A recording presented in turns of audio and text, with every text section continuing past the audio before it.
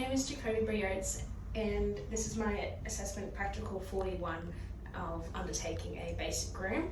This is Honey Bunny, a 6-year-old cat that's coming for a groom today. She has been sedated for her groom today. The reason for her groom is it's getting a bit warmer here, and she is a long-haired cat. She's getting some mats on her body also. There is no lesions or wounds on her today, just the mats that are where we've got to be careful of, and like where her loose skin is, that kind of thing. Her skin's pretty healthy other than the mats. In our admission this morning, the owner has requested that we do our line clip style on Honey Bunny today, which is our booty, leaving our booties long and the tip of our tail, and then just the head as well, just a little bit longer, and then the rest of his body will get shaved. Once we have shaved his body, we can do a further inspection of the skin, and usually we'll do a bath, a Malicet bath after we've finished the clip, and checking her temperature before the bath, just to ensure she's not too cold, and if she is, we won't be doing the bath. After our coat inspection, I have found that a majority of her mats are in between her legs and on her belly. As this is a sensitive area and there's a lot of loose skin, we'll just be taking extra precautions not to nick her skin. Starting on this cat's back and working our way towards belly, we'll shave this side first before flipping over, so we don't have to come back to this side when it's already done. Start by doing long, even strokes, so it's nice and smooth, and ensuring that the flipper blades are flat against her skin. So, and that just reduces the risk of clipping her skin, because if we go like that, we'll cut her skin. As I keep shaving her, I get to know the fur type, and as you can see, she's got a double coat. It's pretty easy to shave through, but still taking caution on her skin, because it is a bit thinner on cats. With her mats, if we reach a mat and I get stuck, when I'm not ripping it out or yanking it out of her skin, because that can cause pain or injury, I'll gently work my way through the mat and get that off. To clean our equipment after use, we will grab a brush or a toothbrush and our dirty clippers, and we're just brushing out all of the loose hair and debris.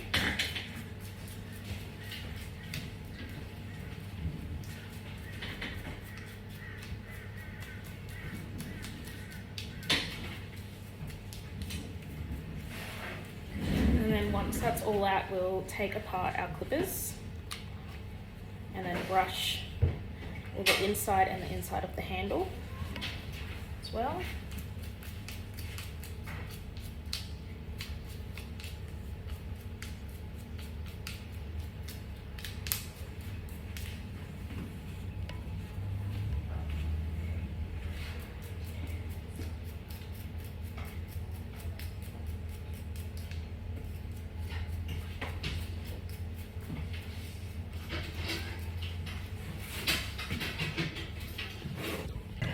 After I've brushed all the hair and debris out, my next step is to grab some swabs and some metho, ensuring that I'm wearing my gloves for PPE, because we don't want those chemicals on my skin.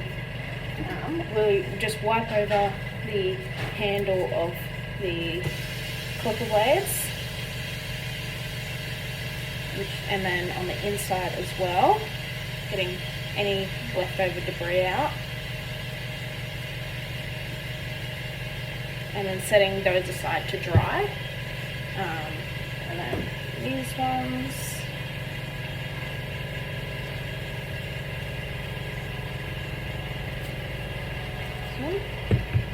And then with our clipper blades, once all the debris and hair is out of them, we will soak them in a disinfectant. Some clinics keep them on the clippers and put them in a dish with disinfectant. At this clinic, we put them in Metazyme. They'll soak for 10 minutes, and then I'll take them out and dry them. It's been 10 minutes. I will take our clipper blades out, and I will give them a rinse We don't want them being in water for too long because they can get rusty, and then that'll prevent how long they last. And then we'll grab a towel and just wipe them over and dry them off. Again, we don't want them being wet for too long. And then just setting them down to dry.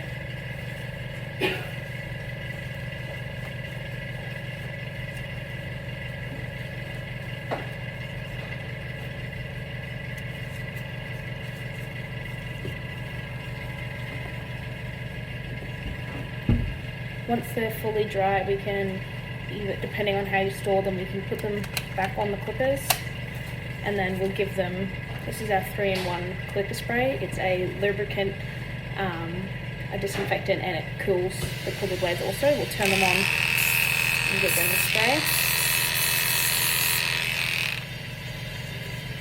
And that just keeps them lasting longer.